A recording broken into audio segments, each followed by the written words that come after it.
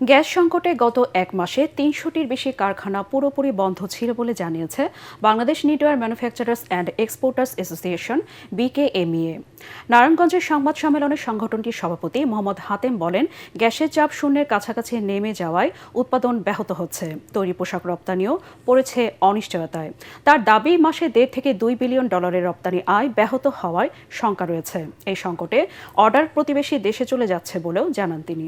এ সময় শিল্প খাত রক্ষায় জুন জুলাইয়ে গ্যাস ও বিদ্যুৎ বিল 12 কিস্তিতে পরিশোধের সুযোগ বকেয়া থাকলেও সংযোগ বিচ্ছিন্ন না করা, গ্যাস পরিস্থিতি নিয়ে নিয়মিত সরকারি ব্রিফিং, গণপরিবহন ছাড়া অন্যান্য যানবাহনে সিএনজি সরবরাহ কমিয়ে শিল্পে গ্যাস বাড়ানো সহ বিভিন্ন দাবি তুলে ধরে বিকেএমইএ। পাশাপাশি সেপ্টেম্বরের মধ্যে তৃতীয় ভাসমান এলএনজি টার্মিনাল স্থাপনের কাজ চূড়ান্ত করারও দাবি জানানো হয়।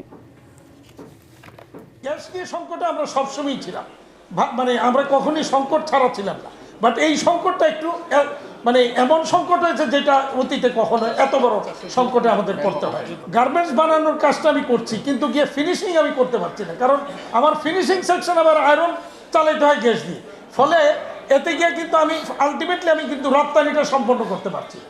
এইভাবে কেউ আংশিক, কেউ সম্পূর্ণভাবে বন্ধ আছে অন্তত। তবে এই ক্ষেত্রে বলা যায় বন্ধ অন্তত এই সংকটকালে মিনিমাম 300 শতাধিক ফ্যাক্টরি পুরোপুরি বন্ধ